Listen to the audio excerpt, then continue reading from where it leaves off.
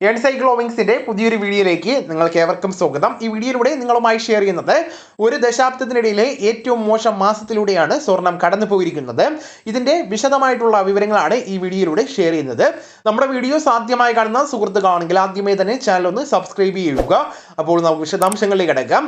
2013 ജൂണിന് ശേഷമുള്ള ഏറ്റവും വലിയ പ്രതിമാസ ഇടിവായിട്ടുള്ള 2026 മാർച്ചിൽ സ്വർണ്ണവില 10% ഇടിഞ്ഞതിന് ശേഷം ഗോൾഡ്സ്മാൻ സാക്സ് വർഷാവസാന ലക്ഷ്യം ഔൺസിന് $5,400 എന്ന് വീണ്ടും ഉറപ്പിച്ചിരിക്കുകയാണ്. ഏപ്രിൽ 1 കണക്കനുസരിച്ച് സ്പോട്ട് ഗോൾഡ് ഏകദേശം $4,567 മുതൽ $4,769 വരെ വ്യാപാരം നടത്തുകയാണ്. ജനുവരി അവസാനത്തിൽ സ്ഥാപിച്ച എക്കാലത്തെയും ഉയർന്ന വിലയായിട്ടുള്ള ഏകദേശം $5,600 നിന്ന് വളരെ താഴെയാണ് ഇതുള്ളത്. എന്നാൽ ഗോൾഡ്സ്മാൻ സാക്സ് ഇപ്പോഴും തങ്ങളുടെ പ്രവചനത്തിൽ ഉറച്ചു നിൽക്കുകയാണ്. മാർച്ചിലെ വിൽപ്പന ഘടനാപരമായിട്ടുള്ള കേസ് മാറ്റുന്നതല്ല. സ്വർണം കൂടുതൽ വിലയ്ക്ക് എത്തിച്ചു വാങ്ങുന്നവർ ഇപ്പോഴും ഇവിടെയുണ്ട്. അവർ പോകുമെന്ന് ഗോൾഡ്സ്മാൻ പ്രതീക്ഷിക്കുന്നതല്ല. അതോടൊപ്പം തന്നെ മറ്റ് വിശദാംശങ്ങൾ പരിശോധിച്ചാൽ ഗോൾഡ്സ്മാന്റെ ചട്ടക്കൂട് 3 ഘടനാപരമായിട്ടുള്ള സ്തംഭങ്ങളിലാണ് നിലനിൽക്കുന്നത്. ആദ്യത്തേത് കേന്ദ്ര ബാങ്ക് വാങ്ങലാണ്.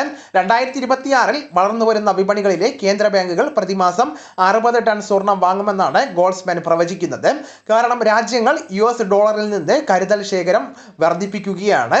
ചൈനയുടെ കേന്ദ്ര ബാങ്ക് 2026 ജനുവരി വരെ തുടർച്ചയായിട്ട് 15 മാസത്തേക്ക് സ്വർണം വാങ്ങലുകൾ നീട്ടിയതായിട്ട് സെൻട്രൽ ബാങ്ക് ഇപ്പോൾ റിപ്പോർട്ട് ചെയ്തിരിക്കുകയാണ്. അതോടൊപ്പം തന്നെ മാർച്ചിൽ സ്വർണ്ണവില ഇടിഞ്ഞത് എന്താണെന്ന് പരിശോധിക്കാം. മാർച്ചിലുണ്ടായ വിൽപ്പനയിൽ നിരവധി നിക്ഷേപകർ ആശയക്കുഴപ്പത്തിൽ ആയിരിക്കുകയാണ്. ഫെബ്രുവരി 28 ആരംഭിച്ച US-ഇറാൻ സംഘർഷം എണ്ണവില കുതിച്ചുയരുകയും പണപ്പെരുപ്പം പ്രതീക്ഷകൾ ഉയർത്തുകയും ചെയ്തിരിക്കുകയാണ്. ഇത് ട്രഷറി വിളവ് വർദ്ധിപ്പിക്കുകയും ഡോളറിനെ ശക്തിപ്പെടുത്തുകയും ചെയ്തു. വരുമാനക്കുറവ് നികത്തുന്നതിന്റെ ഭാഗമായിട്ട് ഗൾഫ് രാജ്യങ്ങൾ സ്വർണം ശേഖരം ലിക്വിഡേറ്റ് ചെയ്യുന്നത് വിൽപ്പന സമ്മർദ്ദത്തിന് ആക്കം കൂട്ടിയെന്നാണ് ഇപ്പോൾ റിപ്പോർട്ടുകൾ പ്രകാരം പുറത്തു വരുന്നത്. അതോടൊപ്പം തന്നെ സ്വകാര്യ നിക്ഷേപകരുടെ ആവശ്യം എത്രത്തോളം മുന്നോട്ട് കൊണ്ടുപോകുവാൻ കഴിയും എന്നതിനെക്കുറിച്ചുള്ള വ്യത്യസ്തമായിട്ടുള്ള അനുമാനങ്ങൾ ഈ ഒരു വിടവ് പ്രതിഫലിക്കുന്നതാണ്. ഗോൾഡ്സ്മാന്റെ അടിസ്ഥാന കേസിൽ പുതുതായിട്ട് വാങ്ങുന്നവരുടെ ഒരു തരംഗം ആവശ്യമില്ല. കുടുംബങ്ങളും സ്ഥാപനങ്ങളും ദീർഘകാല സാമ്പത്തിക അപകട സാധ്യത വീണ്ടും വിലയിരുത്തുമ്പോൾ ബോണ്ടുകളിൽ നിന്ന് മാറുന്നതാണ്. അപ്പോൾ ഈ വിവരങ്ങൾ നിങ്ങളുടെ സുഹൃത്തുക്കളിലേക്കും മറ്റു ഗ്രൂപ്പുകളിലേക്കും കൂടെ ഷെയർ ചെയ്യുക. നമുക്ക് തുടർന്നും വിജ്ഞാനപരമായിട്ടുള്ള മറ്റു വീഡിയോസും ആനുകാലിക വിവരങ്ങളുമായിട്ട് വീണ്ടും കാണാം. അതുവരെ ഗുഡ് ബൈ.